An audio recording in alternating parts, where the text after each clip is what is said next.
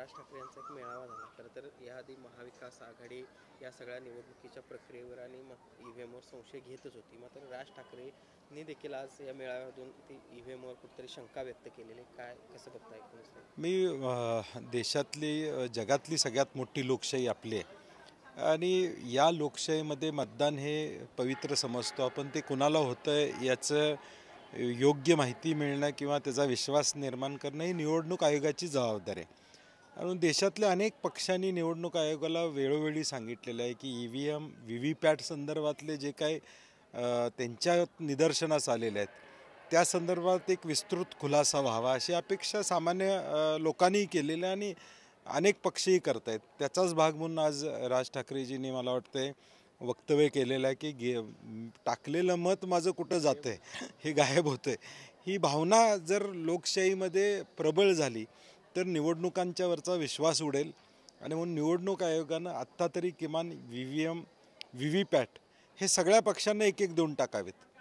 त्यांना ॲनालिसिस करू द्या किंवा त्यांचे टेक्निकल टीम बोलवून एकदा त्याच्यावर ते म्हणतात हॅकॅथॉन आम्ही घेतलेला आहे, परंतु मला वाटतं एकदा त्याच्यावर एक योग्य पद्धतीनं देशातल्या सगळ्या जनतेचा विश्वास बसेल अशी एखादी प्रक्रिया करावी निवडणूक आयोगानं अशी आमची अपेक्षा असणार. महत्त्वाचं विधान त्यांनी केलं कार्यकर्त्यांना समजताना. लोकांनी आपल्याला मतं दिलेली आहेत पण ती आपल्यापर्यंत पोहोचलेली नाही. तेच म्हणजे तोच विषय तोच आहे की आज अनेक गावांमध्ये एवढं कमी मतदान झालं तेवढं जास्त झालं याच्या संदर्भातल्या संभ्रमावस्था आहेत.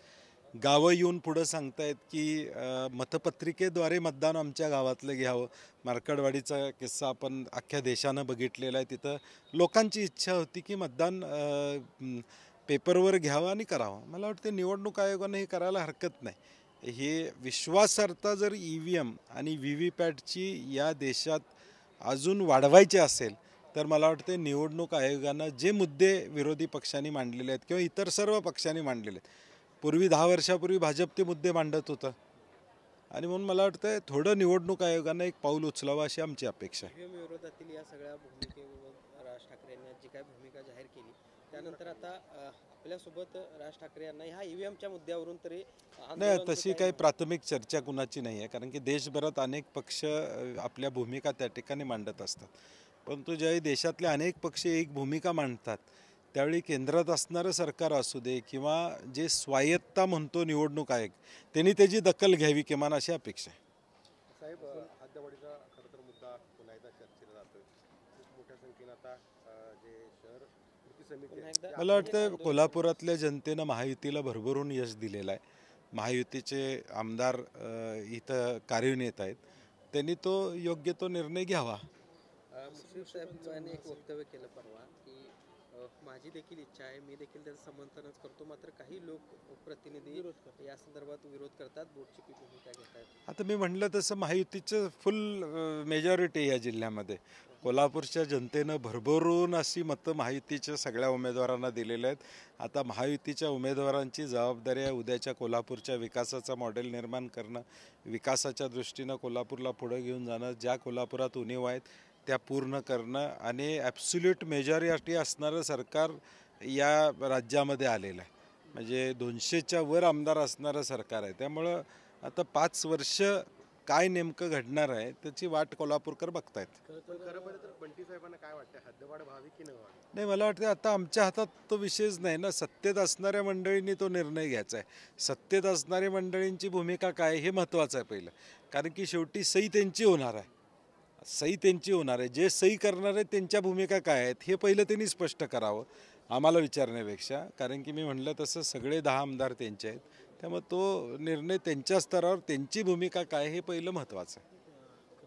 18 ते 19 गावांनी ह्याला विरोध केलेला आहे. असं होणार नाही का एका रात्रीत शासनच जाहीर करेल की हद्दवाढ झाली? नाही, मी म्हटलं तसं आम्हाला माहीत नाही ना. आता मी म्हटलं तसं सत्तेतले आमदार आता सगळीकडे आहेत, सगळ्या मतदारसंघात त्यांचेच आमदार आहेत. त्यामुळे काय निर्णय घेतात त्याशिवाय आम्ही तरी काय बोलणार आता. म्हणजे वक्तव्य कुठलंही मी आज भूमिका घेणं किंवा नाही घेणं याच्यापेक्षा सरकारची सुस्पष्ट भूमिका, एक जण बोलतात एक जण दुसरं बोलत आहेत, त्यामुळे सगळ्यांनी एक वाक्यता त्यांच्यात नेमकी काय ही कळल्याशिवाय मी माझी भूमिका स्पष्ट करणं संयुक्तिक नाही. खरं तर केंद्राचा अर्थसंकल्प परवानगी सादर काय नेमकं राज्यासाठी केलं पाहिजे असं वाटतं? नाही, मला वाटतं शेतकऱ्यांच्या GST बद्दल चर्चा प्रचंड प्रमाणात त्या ठिकाणी आहे. शेती अवजारावरचा GST कमी व्हावा अशी शेतकऱ्यांची इच्छा प्रामुख्यानं त्या ठिकाणी. मध्यमवर्गीयांना कराच्या सवलती मिळायला पाहिजेत, कारण की या देशामध्ये आता मध्यमवर्गीयांची संख्या प्रचंड प्रमाणात आहे. जो GST कलेक्शन या देशातला आपण बघतोय तो मध्यमवर्गीयांच्या खरेदीवरनंच कलेक्शन झालेलं आहे, ही आकडेवारी आता समोर आली. मग त्या मध्यमवर्गीयाला सवलत काय देणार आहेत का? किंवा GSTचे 1 किंवा 2च स्लॅब या पद्धतीचं काही नियोजन पुढच्या काळामध्ये येणार आहे काय? डॉलरची वाढती आलेख बघता अर्थकारण पूर्णपणे बिघडलेलं आहे. हा डॉलर आणि रुपया याचा स्थिर ठेवण्यासाठी हजारो कोटी रुपये RBI आज ती स्थिरता करण्यासाठी देशाची या ठिकाणी लावते. त्याच्यामुळं अडचणीत आलेलं आहे. मॅन्युफॅक्चरिंग सेक्टर अडचणीत आहे. आता डावोसमध्ये जो जॉब इकॉनॉमिक सर्वे जगाचा जाहीर करण्यात आला, त्यात काही गोष्टी आलेल्या आहेत की पुढच्या 5 वर्षात कुठले जॉब्स या देशातले जगातले जाणार आहेत, त्याच्या दृष्टीनं केंद्र शासनाचं धोरण उद्याच्या भविष्यकाळात काय असणार आहे, अशा अनेक विषय अपेक्षित आहेत. उद्धव ठाकरे आणि चंद्रकांत दादा पाटलांची एका लग्नात भेट झाली. मला वाटतं देवेंद्र फडणवीस साहेबांनी त्याच्यावर वक्तव्य केलेलं आहे.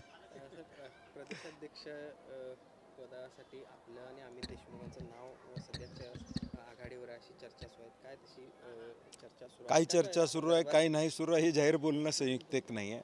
पक्षश्रेष्ठी जो निर्णय घेतील तो सगळ्यांना त्या ठिकाणी मान्य असणार आहे. साधारण कधीपर्यंत नवीन नाही, आज नाही, आज सगळे दिल्ली विधानसभेच्या निवडणुकीची सध्या धामधूम त्या ठिकाणी चालू आहे आणि येणारं अधिवेशन आहे. आणि म्हणून मला वाटतं राज्यातली, मी परवा देखील वक्तव्य केलं की राज्यातले सगळे एकत्र बसून उद्याच्या भविष्यकाळात या संदर्भातलं नेमकी भूमिका पक्षाची काय असणार आहे हे स्पष्ट होईल. दिल्ली निवडणुकीनंतर प्रदेशाध्यक्ष नाही, मी म्हणू शकत नाही, तसं वक्तव्य मी करणं संयुक्तिक ठरणार नाही. प्रयागराजमध्ये चेंगराचेंगरीची घटना घडलेली आहे. अनेक राज्यांना खूप मोठा फटका बसलेला. आज अग्नी तांडव देखील झालेला आहे. कसं पाहता याकडे? नाही, मला वाटते महाकुंभ हा आमच्या दृष्टीनं अत्यंत महत्त्वाचा एक प्रसंग या देशामध्ये त्या ठिकाणी आला आहे. त्याला एक आध्यात्मिक पाठबळ आहे. आमची अपेक्षा आहे की तो इव्हेंट जागतिक पातळीवर घेऊन जाण्याच्या नादात या सामान्य माणसांच्याकडे दुर्लक्ष होतं आहे. जागतिक पातळीवर काहीतरी आम्ही केलं हे दाखवायसाठी हा आमचा धार्मिक जो काही एक आमचा आध्यात्मिक धार्मिक वसा या देशाचा आहे तो कुठंतरी बाजूला जातो आहे का आणि सामान्य माणूस तिथं रुपळतो आहे का? VIP आज एक रील आम्ही बघितला, एक इन्फ्लुएन्सर्स कोणतरी आहे, त्यांचं नाव मला माहीत नाही, त्या सांगतायत की इथं गर्दी नाही आहे, एवढी चांगली व्यवस्था आहे VIPसाठी एवढे जगणे. आमची अपेक्षा तीच आहे केंद्राकडून आणि उत्तर प्रदेशच्या सरकारकडून. जशी VIP तुम्ही सगळी व्यवस्था केली आहे ती सामान्य माणसांसाठी करा. हा देश सामान्य माणसांचा आहे, हा देश सर्वसामान्य लोकांचा आहे, त्यांच्यासाठी या व्यवस्था कराव्यात, म्हणजे या घटना घडणार नाहीत. साहेब, एकीकडे पाहिलं तर आता खरं तर फुल मेजॉरिटी असलेलं सरकार आपण म्हणताय, दुसरीकडे पालकमंत्री पदावर अद्याप देखील अनेक जण नाराज आहेत. नाशिक असेल, इकडं रायगड उघडच आहे, पण आपलं कोल्हापूर असेल किंवा इतर जवळपासच्या जिल्ह्यात पण नाराजी मोठ्या प्रमाणात. नाही, पालकमंत्री सहपालकमंत्री अशी एक नवीन संकल्पना आलेली आहे. आता स आणि एक नेमू नये तेवढी अपेक्षा आहे बाकीच्या जिल्ह्यामध्ये आता, कारण की आता 5-6 जिल्ह्यामध्ये सहपालकमंत्री राज्यमंत्र्यांना त्या ठिकाणी करण्यात आलेलं आहे. हे बेबनाव सरकारमध्ये त्या ठिकाणी मंत्रालयाचं कामकाज पूर्णपणे ठप्प आहे. आज अनेक मंडळी मंत्रालय जातात, कुठलाही निर्णय होत नाहीत, कुठल्याही मंत्र्यांचा ऑफिसचा सेटअप पूर्ण झालेला नाही, कारण की मुख्यमंत्रीच त्याच्यावर निर्णय घेणार आहेत, कोण अधिकारी त्यांच्या कार्यालयामध्ये असणार आहे. आणि म्हणून एकूण सरकार सुरू आहे का, तर सरकार बंद आहे अशी अवस्था सरकारची. पालकमंत्री पदावर जर आपण त्या यादीकडे जर बारकाईनं बघितलं तर जिथं शिंदे गट आणि अजितदादांचे पालकमंत्री आहेत त्याच ठिकाणी फक्त सहपालकमंत्री काय बघायला मिळतात. भाजपचे जिथे पालकमंत्री आहेत तिथं मात्र सहपालकमंत्री. हा योगायोग नाही आहे, ते सिस्टमॅटिक केलेलं प्लॅनिंग आहे, सिस्टमॅटिक कार्यक्रम आहे. पण तिचा शेवटचा प्रश्न, खरं तर आपण थेट पाईपलाईन योजना पूर्ण केल्यानंतर देखील अनेक टाक्या असतील त्या बांधण्याचं काम आता प्रगतीपथावर आहे.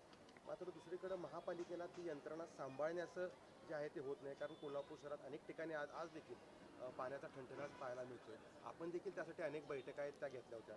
कसं पाहता याकडे? शेवटी थेट पाईपलाईनचं पाणी 53 किलोमीटरवरून आणणं हा प्रोजेक्टचा भाग होता. तिथून पुढची वितरण व्यवस्था ही 11 टाक्या पाण्याच्या त्या पूर्ण होणं, एकूण वितरण व्यवस्था करणं ही जबाबदारी महापालिकेची. मी परवा देखील कमिशनर मॅडमशी चर्चा केलेलं, एक 4 दिवसापूर्वी त्यांना कल्पना दिली की ह्याच्यावर व्यवस्थित लक्ष देऊन हे काम व्यवस्थित होईल बघावं. प्रत्येक वॉर्डामध्ये आज पाणी पोचत नाही अशी अवस्था आम्हाला पाहायला या शहरामध्ये मिळते. म्हणजे पाणी आहे उशाशी आणि आम्ही धरण याला आणि आम्ही उपाशी अशी परिस्थिती कोल्हापूरकरांची झालेली. पाणी आहे परंतु त्याची वितरण व्यवस्था याचं नियोजन महापालिकेनं करावं. आणि हे सगळं कशामुळे? 4 वर्ष महापालिकेच्या निवडणुका नाही आहेत.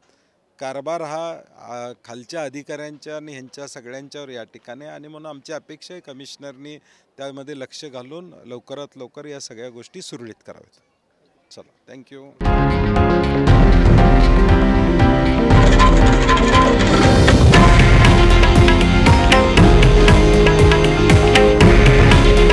हे आहे देशातील नंबर 1 न्यूज नेटवर्क आणि आपण पाहत आहात TV9 मराठी. काळजी तुमची, हित महाराष्ट्राचं.